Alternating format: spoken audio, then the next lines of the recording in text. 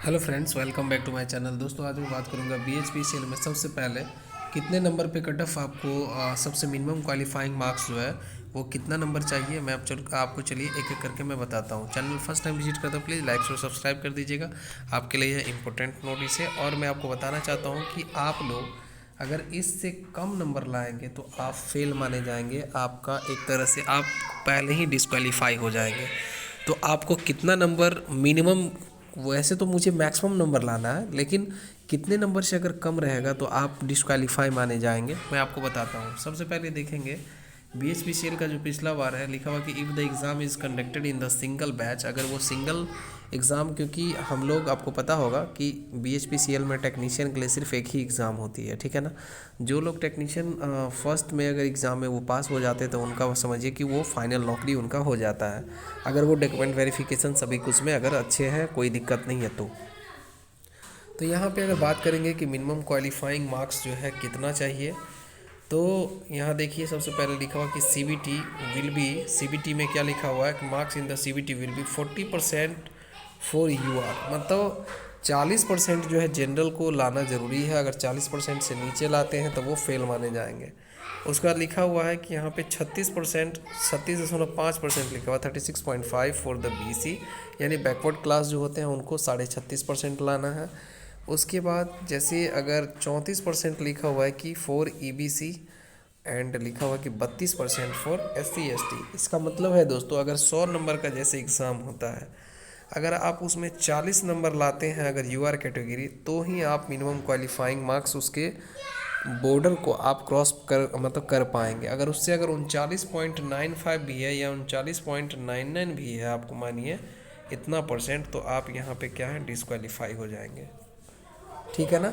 लेकिन अगर 40 प्लस है, अगर मानिए कट ऑफ अगर 40 गया, जैसे बीपीएससी में भी हुआ था, तो अगर 40 अगर मानिए कि अगर आपको अगर आ गया, अगर माने कि कैंडिडेट अगर क्वेश्चन टफ रहा इन केस, तो कम, अगर कम से नंबर से उठाएगा तो मिनिमम वो 40 नंबर यूआर के लिए उठाएगा। वही अगर माने कि साढ़े 36 नंबर, अगर मानिए 100 में अगर साढ़े 36 नंबर अगर ओबीसी वाले लाते हैं, तो उनको फिर क्या होगा कि वो फिर मिनिमम क्वालिफाई वो कर सकते हैं। बीसी, आप देखिए वो बीसी वाले के लिए था, लेकिन ईबीसी वाले जो होते हैं, आपको मैं बताना चाहता हूँ, जो ईबीसी कैंडिडेट होते हैं, एक्सट्रीमली बैकवर्ड क्लास उसको बोलते हैं, अत्यंत पिछड़ा वर्ग, और ये बिहार के निवासी के को ही जो है ये, मतलब इसमें रिजर्वेशन मिल पाती है। ईबीसी, बीसी और एससी एसटी में इनको रिजर्वेशन मिलती है, ठीक है ना। तो यहाँ देखिए ईबीसी एक्सट्रीमली बैकवर्ड क्लास को इनको कितना चाहिए, तो 34, यहाँ देखिए 34% फॉर ईबीसी लिखा हुआ है। मतलब अगर 100 नंबर का एग्ज़ाम होगा तो मतलब उनको 34 नंबर लाना एनी हाउ कंपलसरी है। और लिखा हुआ है कि 32% फॉर एससी एसटी, अगर 100 में 32 नंबर से अगर नीचे, अगर 32 से नीचे अगर लाते हैं तो वो डिस्क्वालीफाई हो जाएंगे एससी एसटी। लेकिन अगर 32 नंबर लाते हैं 32 से ऊपर, तो वो फिर क्वालिफाई माने जाएंगे, ठीक है ना। ये लिखा हुआ कि 32% for the S C S T male female candidate, मतलब यहाँ पे है S C S T for female candidate लिखा हुआ।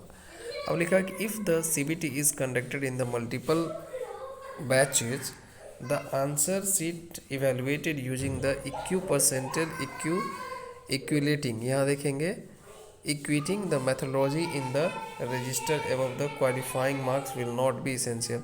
कभी कभी होता है कि अगर अदर्स ज़्यादा, जैसे अगर मानिए कि शिफ्ट में एग्ज़ाम होती है, तो कभी कभी जैसे नॉर्मलाइजेशन टाइप से हो जाती है, ऐसा आप देखते होंगे बहुत सारे रेलवे के एग्ज़ाम वगैरह में।